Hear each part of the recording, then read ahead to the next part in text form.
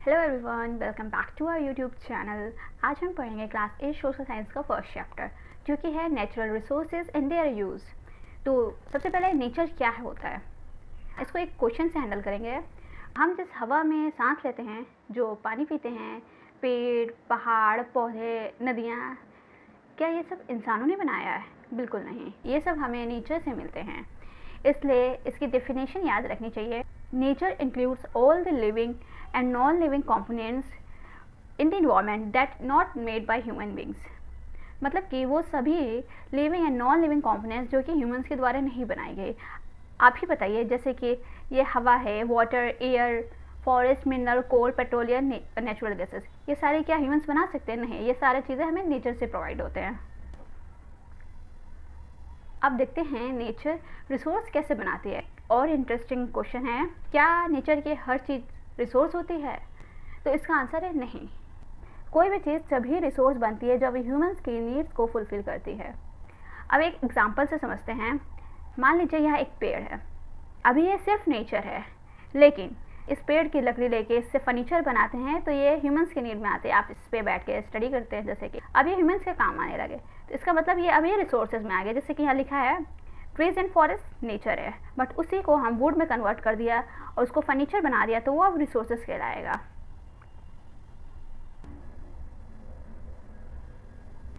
अब देखते हैं कि नेचर रिसोर्स कब बनते हैं। अब हर नेचुरल चीज़ डायरेक्टली तो रिसोर्स बन नहीं जाती, उसके लिए 3 कंडीशन कंप्लीट होनी चाहिए। इसको याद रखने के लिए एक ट्रिक है, TEC, मतलब कि technologically accessible, economically feasibility and cultural acceptability. चलिए एक एक करके समझते हैं ये तीनों चीज़ है क्या। तो सबसे पहले है हमारा टेक्नोलॉजिकल एक्सेप्टेबिलिटी। टेक्नोलॉजी होनी चाहिए हमारे पास जिससे हम वो रिसोर्स को ले सकें, हासिल कर सकें, या एक्सेसिबल हो हमारे लिए रिसोर्स। एग्जाम्पल के लिए जैसे कि समुंदर है, उसके बहुत बहुत बहुत ही नीचे हमारा पेट्रोलियम का भंडार मान लीजिए, बट उतना नीचे हमारे पास या उतना डीप ड्रिल करने के लिए अभी हमारे पास मशीनरी नहीं है। तो क्या वो रिसोर्सेज हैं जो पेट्रोलियम का भंडार है, क्या वो हमारे लिए यूज़ हो सकते हैं? नहीं हो सकते। हम उतना काबिल ही नहीं हुए कि हम वहाँ से जाके वो रिसोर्सेज निकाल सकें। अब देखते हैं सेकंड कंडीशन क्या है। सेकंड कंडीशन हमारी इकोनॉमिक फिजिबिलिटी। तो इसका क्या है, the cost of extraction should be reasonable and profitable. मतलब कि मान लीजिए कि हम 1 लीटर पेट्रोल निकालते हैं जो जिसका रेट हमें पड़ता है 1000 रुपये। क्या इंडिया में कोई 1000 रुपये लीटर पेट्रोल खरीदेगा? नहीं खरीदेगा। तो इससे मेरा कोई पेट्रोल नहीं खरीदेगा, मतलब इसमें मेरा लॉस चला जाएगा। इसका मतलब कि जो एक्सट्रैक्शन है वो हमारा प्रॉफिटेबल होना चाहिए। ऐसे नहीं कि हमें 1 लीटर पेट्रोल निकालने में 1000 रुपये लग रहा है, हम उसे 100 रुपये में नहीं बेच सकते क्योंकि मेरा लॉस है इसमें। अब तीसरा कंडीशन है कल्चरल एक्सेप्टेबिलिटी। सोसाइटी उस रिसोर्स को एक्सेप्ट करे। अगर कोई चीज़ टेक्नोलॉजिकली पॉसिबल है और प्रॉफिटेबल भी है, लेकिन सोसाइटी उसका यूज़ ही नहीं करती, तो वो प्रैक्टिकल रिसोर्स नहीं बन पाते। ये वही एग्जाम्पल है जो कि जिसका एग्जाम्पल पेट्रोलियम का एग्जाम्पल जो मैंने देकर समझाया। आप इसको रोक के पढ़ लीजिएगा, स्क्रीनशॉट ले लीजिए। अब थर्ड आता है हमारा कैटेगरी ऑफ नेचुरल रिसोर्सेज।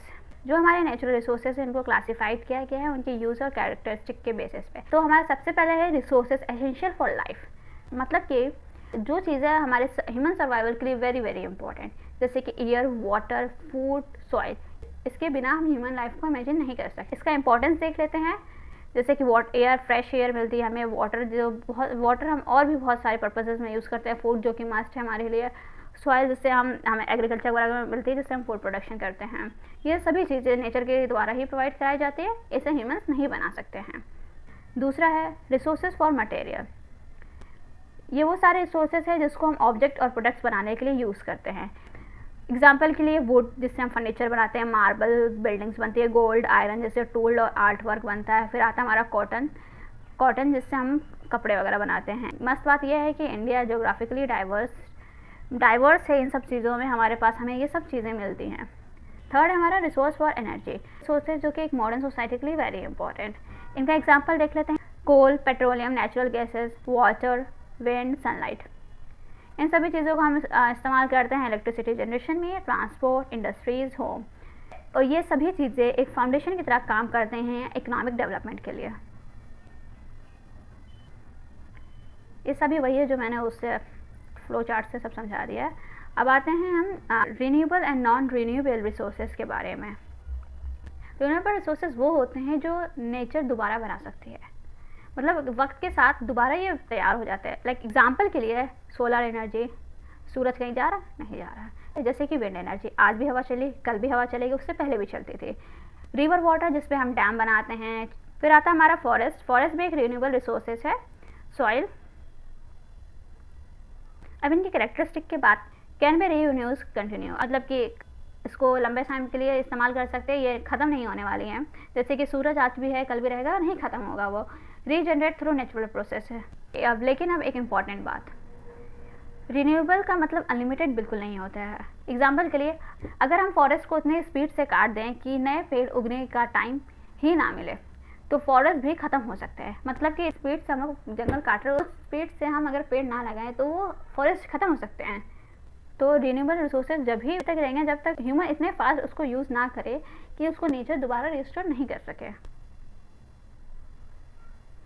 अब आता है रिस्टोरेशन एंड रीजनरेशन। रिस्टोरेशन मतलब क्या होता है? रिस्टोरेशन वो प्रोसेस होता है जिससे हमारा डैमेज इकोसिस्टम अपनी ओरिजिनल स्टेट में वापस आता है। जैसे कि आपको कोई चोट लग जाती है, पर वो कुछ टाइम बाद वो अपने आप ठीक होने लगता है, छोटी मोटी चोट। Recovery of forest from fire, ये एग्जांपल हो गया हमारा रिस्टोरेशन का। अब आते हैं रीजनरेशन। रीजनरेशन नेचर की वो एबिलिटी है जो कि नई लाइफ बनाती है। इससे हमारा इकोलॉजिकल बैलेंस रहता है। एग्जाम्पल के लिए, एक छोटे से बीज से पूरा बड़ा पेड़ बन जाता है। Forest renewable through natural cycle. और एक और इम्पॉर्टेंट बात, nature follow a cycle where waste from one process become a resource for another. इसका मतलब कि मान लीजिए यहाँ पे एक पेड़ है, ठीक है, इस पर से एक पत्ता ज़मीन पे गिर जाता है, ठीक है, इसके लिए तो ये वेस्ट है, इसका पत्ता गिर गया है, ये वेस्ट है। बट ये इसके बाद यहाँ पे मिट्टी पे ये डिकम्पोज बनता है और ये दोबारा यहाँ पे फर्टिलाइज़र की तरह काम करता है, मतलब ये सॉइल के लिए रिसोर्स है। इस लाइन का यही मतलब है कि nature follows a cycle where waste from one process become resource for another. अब आता है threat to renewable resources. Threat क्या क्या हैं? तो सबसे पहले देखते हैं हम डिफॉरेस्टेशन। अगर हम कोई भी जंगल, बहुत बड़ा जंगल है जहाँ पे बहुत तरह के पेड़ पौधे जानवर रहते हैं, तो अगर हम उसको काट देते हैं तो वहाँ पे लॉस ऑफ बायोडाइवर्सिटी होती है। रेनिंग पैटर्न पे भी इफेक्ट करता है। इंडस्ट्रियल पॉल्यूशन होता है, जैसे कि देखिए इंडस्ट्रीज़ हमारी पॉल्यूट कर रही हैं, यहाँ से हमारा एयर पोल्यूशन हो रहा है, ये अपना वेस्ट हमारा नदी में मिला रहा है, जिससे हमारा वाटर पोल्यूशन होता है, जिससे हमारे फिशेस को हार्म होता है। फिर आता है हमारा climate change. Excessive burning of fossil fuels increase global temperature. आप सुन ही रहे होंगे ग्लोबल वार्मिंग के बारे में। ये सब एक्सेसिव फॉसिल फ्यूल बढ़ने की वजह से ही हो रहा है, जिससे हमारे ग्लेशियर मेल्ट हो रहे हैं, सी लेवल राइज हो रहा है। अब आते हैं ओवर फिशिंग। ओवर फिशिंग से भी नेचुरल रिसोर्स को अफेक्ट करता है। कई सारी कंपनीज बन गई हैं जो कि फिशिंग को ऐसा कमर्शियल पर्पस की तरह यूज़ करती हैं। एक बार में इतना फिशेस पकड़ लेते हैं कि उतना तो वो दोबारा रिजनरेट नेचर नहीं कर सकता है। एग्जाम्पल के लिए टूना फिश है, उसका पॉपुलेशन डिक्रीज़ हो रहा है। क्यों डिक्रीज़ हो रहा है? क्योंकि हम वहाँ पे एक्सेसिव फिशिंग कर रहे हैं, नेचर यहाँ पे रीजनरेट कर ही नहीं पा रहा है। ये सभी एक्टिविटीज़ नेचर की एबिलिटी को वीक करती हैं to restore and regenerate itself. अब आता है नॉन रिन्यूएबल रिसोर्सेज के बारे में। ये वो रिसोर्सेज होते हैं जिसे बहुत ही लंबा टाइम लगता है बनने में। It can not be replace at the rate human consume them. They are called non renewable resources. जैसे एग्जाम्पल के लिए coal, petroleum, natural gases, copper, iron, gold. क्या ये ह्यूमन बना सकते हैं? नहीं बना सकते, पर इन सभी चीज़ों को बनने में मिलियंस ऑफ ईयर लगते हैं। और इनके अब करेक्टरिस्टिक देख लेते हैं जो कि एग्जाम में पूछ सकता है। तो सबसे पहला, ये एक लिमिटेड क्वांटिटी में होते हैं, एग्जॉस्टेबल होते हैं, मतलब ये ख़त्म हो सकते हैं, और ये बहुत ही ज़्यादा स्लो प्रोसेस से बनते हैं। इनकी इंपॉर्टेंस देखें, इंडिया का कोल रिजर्व है, अब वो लास्ट है अप्रॉक्सीमेटली 50 ईयर्स तक, और हमें वो कोल वहाँ से मिल सकता है जिस स्पीड से हम उसे यूज़ कर रहे हैं। अब आता है ecosystem function and ecosystem services. Ecosystem function क्या होता है?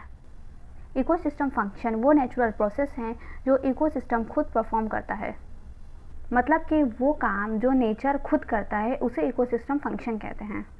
एग्जाम्पल के लिए, ट्रीज ऑक्सीजन प्रोड्यूस करते हैं, water filtration, wetland and soil पानी को फिल्टर करते हैं, सॉइल नेचुरली बनती है, pollination and habitat creation, forest animal को हैबिटाट प्रोवाइड करता है। ये सब इकोसिस्टम के नेचुरल फंक्शन हैं। अब देखते हैं इकोसिस्टम सर्विसेज क्या होती है? जब इकोसिस्टम के फंक्शन का बेनिफिट्स ह्यूमंस को मिलता है तो उन्हें कहते हैं इकोसिस्टम सर्विसेज। एक सिंपल सी ट्रिक है, नेचर का काम मतलब इकोसिस्टम फंक्शन, उस काम से ह्यूमन को बेनिफिट मतलब इकोसिस्टम सर्विसेज। एग्जाम्पल के लिए देखिए, clean air, clean water, fertile farmlands, pollinated crops, ये सब एग्जाम्पल हैं इकोसिस्टम सर्विसेज के। अब अमेजिंग फैक्ट्स या इम्पॉर्टेंट नोट्स को देखते हैं। एक मैच्योर ट्री लगभग 275 litres of oxygen per day produce करता है और एक ह्यूमन को रोज़ लगभग 350 लीटर्स ऑफ ऑक्सीजन की ज़रूरत होती है। अब देखते हैं डिस्ट्रीब्यूशन ऑफ नेचुरल रिसोर्सेज। ये मैप है, इसको ध्यान से देख लीजिए। एक इंटरेस्टिंग सा क्वेश्चन है, क्या दुनिया के हर कंट्री के पास सेम अमाउंट में रिसोर्सेज होते हैं? तो इसका आंसर है बिल्कुल नहीं। कुछ कंट्रीज़ के पास ज़्यादा मिनरल ऑयल या कोल फॉरेस्ट है और कुछ कंट्रीज़ के पास बहुत ही कम नेचुरल रिसोर्सेज होते हैं। इसी को कहते हैं unevenly distribution of natural resource on earth. अब देखते हैं इसके पॉजिटिव इफ़ेक्ट्स। अगर किसी एरिया में रिसोर्सेज ज़्यादा होते हैं तो इंडस्ट्रीज़ डेवलप होते हैं, एम्प्लॉयमेंट्स बढ़ती हैं, इंफ्रास्ट्रक्चर इम्प्रूव होते हैं, सिटीज़ का डेवलपमेंट्स होता है। लेकिन हर चीज़ के दो साइड्स होते हैं। इसका नेगेटिव साइड्स भी हैं, जैसे कि लोकल लोगों का डिस्प्लेसमेंट होता है, उन्हें अपनी जगह छोड़नी पड़ती है, इन्वायरमेंट डैमेज होते हैं, सोशल कॉन्फ्लिक्ट जिससे राइज होते हैं और स्केर्ड एंड कल्चरल प्रेस का नुकसान होता है। इसलिए डेवलपमेंट और इन्वायरमेंट के बीच बैलेंस बहुत ज़रूरी होता है। नेक्स्ट टॉपिक है नेचुरल रिसोर्सेज एंड कॉन्फ्लिक्ट। कभी सोचा है एक ही रिवर पे दो या दो से ज़्यादा स्टेट कैसे डिपेंड रहते हैं? इसे एग्जाम्पल से समझते हैं। जो कावेरी रिवर है वो हमारी 4 डिफरेंट स्टेट से होकर निकलती है, कर्नाटक, तमिलनाडु, केरला एंड पुडुचेरी। अब हर स्टेट को पानी चाहिए, इसी वजह से वाटर शेयरिंग को लेकर डिस्प्यूट होते रहते हैं और इन प्रॉब्लम को सॉल्व करने के लिए नेगोशिएशन एंड कोऑपरेशन बहुत ही इंपॉर्टेंट होते हैं। देन हमारा नेक्स्ट टॉपिक है the natural resource and curse. ये वो सिचुएशन है जहाँ कंट्रीज रिच है नेचुरल रिसोर्सेज में, बट वहाँ पर इकोनॉमिक डेवलपमेंट बहुत ही स्लो है। इसी सिचुएशन को पैराडॉक्स ऑफ प्लेंटी भी बोलते हैं और नेचुरल रिसोर्स कर्स भी बोलते हैं। अब देखते हैं इस सिचुएशन का मेन रीज़न क्या है। कंट्रीज़ मेनली क्या कहते हैं, रॉ मटेरियल एक्सपोर्ट करती है, ये भी रीज़न हो सकता है। इंडस्ट्रीज़ डेवलपमेंट नहीं कर रही हो, वो कंट्री इंडस्ट्रीज़ को डेवलप नहीं कर रही हो और वो हैविली डिपेंड हो एक्सट्रैक्शन ऑफ मिनरल्स को। इन्हीं सब के रिजल्ट से डेवलपमेंट स्लो हो जाती है। अब इसमें इंडिया की सिचुएशन देखते हैं कि इंडिया की सिचुएशन यहाँ पे कैसी है। इंडिया ने इंडस्ट्रीज़ डेवलप की हैं, टेक्निकल स्किल को भी हमने इम्प्रूव किया है और रॉ मटेरियल की वैल्यू एडिशन भी हमने किया है। इन्हीं सब वजहों से इंडिया को काफ़ी हद तक ये वाली सिचुएशन फेस करने को नहीं मिली। अब हमारा नेक्स्ट टॉपिक है stewards responsible use of natural resources. अब एक बहुत ही इम्पॉर्टेंट वर्ड है हमारा स्टीवर्ड्स। स्टीवर्ड्स का मतलब है नेचुरल रिसोर्स का रिस्पॉन्सिबल यूज़ और मैनेजमेंट, ताकि प्रेजेंट के साथ साथ फ्यूचर जनरेशन भी उसका बेनिफिट ले सके। सिंपल वर्ड में यूज़ करो लेकिन मिस यूज़ मत करो। स्टीवर्ड्स के 3 इम्पॉर्टेंट गोल्स हैं, रिस्टोरेशन, रीजनरेशन एंड सस्टेनेबिलिटी। ये दोनों हमने रिस्टोरेशन एंड रीजनरेशन ऊपर बता दिया है। और सस्टेनेबिलिटी का मतलब होता है रिसोर्स को इस तरह से यूज़ करना कि वो फ्यूचर जनरेशन के लिए भी अवेलेबल रहें। Problem cause by irresponsible use. Irresponsible use से हम पोल्यूशन बढ़ाएंगे, बायोडाइवर्सिटी हमारी लॉस होगी, क्लाइमेट चेंज होगा और ये सब सिर्फ इन्वायरमेंट को नहीं, ह्यूमन हेल्थ और इकोनॉमी को भी इफ़ेक्ट करता है। अब देखते हैं next topic, ground water crisis in India. ये इंडिया का एक बहुत ही सीरियस प्रॉब्लम है। ग्राउंड वाटर मतलब जो पानी ज़मीन के नीचे स्टोर होते हैं। कॉज देखते हैं, एक्सेसिव इरिगेशन इसका सबसे इम्पोर्टेंट कॉज है। सेकेंड हमारा अर्बनाइजेशन, बिल्डिंग और रोड की वजह से रेन वाटर ज़मीन के अंदर नहीं जा पा रहा है, जिससे ग्राउंड वाटर रिचार्ज नहीं हो पा रहा है। देन है वाटर वेस्टेज, रोज़ की लाइफ में पानी को अननेसेसरी ही यूज़ करना, ये भी एक रीज़न है ग्राउंड वाटर डिप्लेशन का। अब इनके सोल्यूशन की तरफ देखते हैं। Rain water harvesting, regeneration of pond, पुराने पॉन्ड और लेक को रिवाइव करना, water cycle, last and important है एफिशिएंट वाटर यूज़। अब हमारा नेक्स्ट टॉपिक है case study, Punjab ground water crisis. अब एक रियल लाइफ एग्जांपल को देखते हैं। 1916 में ग्रीन रेवोल्यूशन शुरू हुई और पंजाब इसका सेंटर रहा। High yielding weeds and rice varieties use की, इंटेंस इरिगेशन किया, केमिकल फर्टिलाइज़र का यूज़ किया, पेस्टिसाइड्स का यूज़ किया। इन सब चीज़ों से ग्राउंड वाटर कैसे घटने लगता है, अब ये देखते हैं। सबसे पहले जो हमारी न्यू क्रॉप्स जो राइस एंड वीट की क्रॉप्स थी उनको ज़्यादा पानी चाहिए होता है, और दूसरा है उस टाइम पे वहाँ इलेक्ट्रिसिटी फ्री थी जिससे एक्सेसिव इरिगेशन हुआ। अब इनके हम कॉन्सिक्वेंसेस देखते हैं। हमारा वाटर लेवल 30 मीटर से भी नीचे चला गया, और हमारा केमिकल फर्टिलाइज़र और पेस्टिसाइड से भी हमारा ग्राउंड वाटर पोल्यूशन होने लगा, और वाटर पोल्यूशन हमारे लोगों की हेल्थ को भी इफ़ेक्ट करता है। आज पंजाब का लगभग 80% एरिया को over exploited ground water zone में माना जाता है। हमारा नेक्स्ट टॉपिक है soil degradation and sustainable agriculture. Soil degradation को सिंपल लैंग्वेज में बोले तो जब सॉइल अपनी फर्टिलिटी लूज़ कर देती है तो उसे सॉइल डिग्रेडेशन कहते हैं। अब इनके मेन कॉज को देखते हैं। एक्सेसिव फर्टिलाइज़र यूज़ करना, केमिकल पेस्टिसाइड यूज़ करना, मोनोक्रॉपिंग करना, मतलब बार बार एक ही क्रॉप को उगाना। इन सभी चीज़ों से सॉइल की न्यूट्रिशन धीरे धीरे ख़त्म होने लगती है। अब इसके ट्रेडिशनल सोल्यूशन को देखते हैं। सबसे पहले हमारा ऑर्गेनिक मैन्योर, गाय का गोबर और कंपोजिट वगैरह का यूज़ करना। दूसरा हमारा मल्चिंग, इसका मतलब है कि सॉइल को ड्राई लीव्स या स्ट्रॉ से कवर करना। इससे मॉइस्चर भी बना रहता है और वीड्स वगैरह भी कम उगती हैं।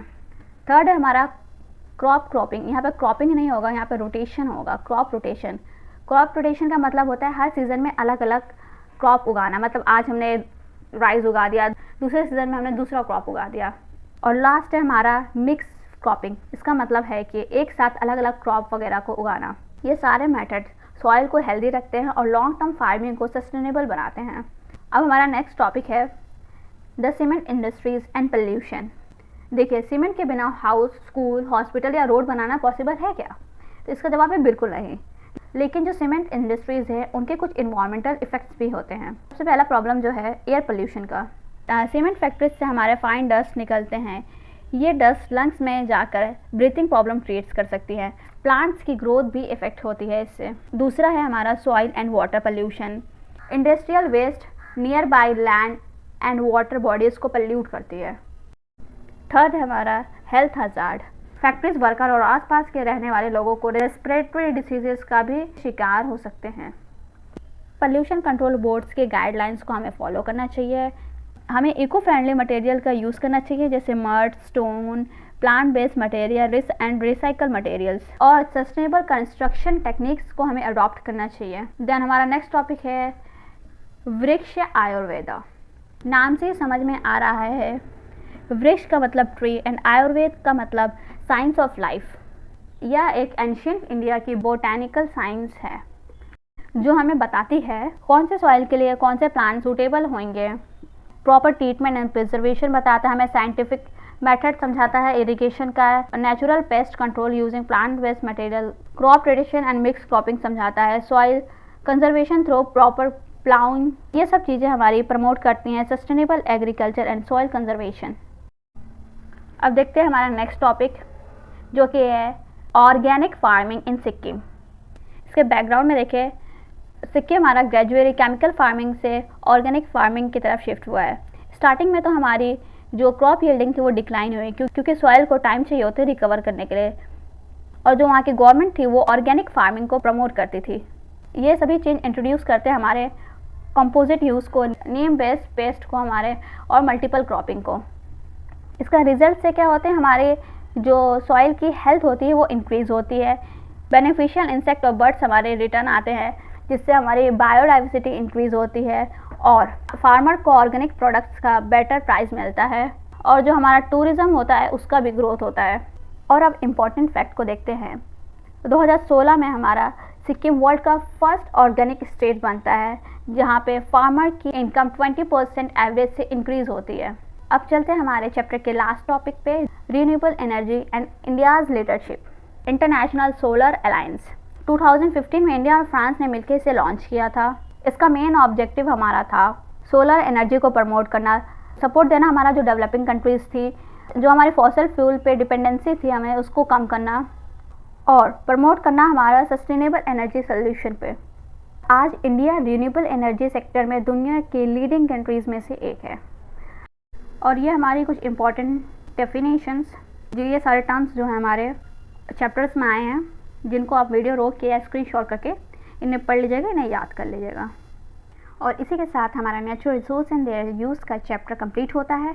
अगर आपको इस वीडियो से कुछ भी नया सीखने को मिला है तो इस वीडियो को लाइक ज़रूर करें, चैनल को सब्सक्राइब करें और शेयर करना बिल्कुल भी नहीं भूलिएगा। हम आपसे मिलते हैं नेक्स्ट चैप्टर में, तब तक के लिए keep learning and keep growing.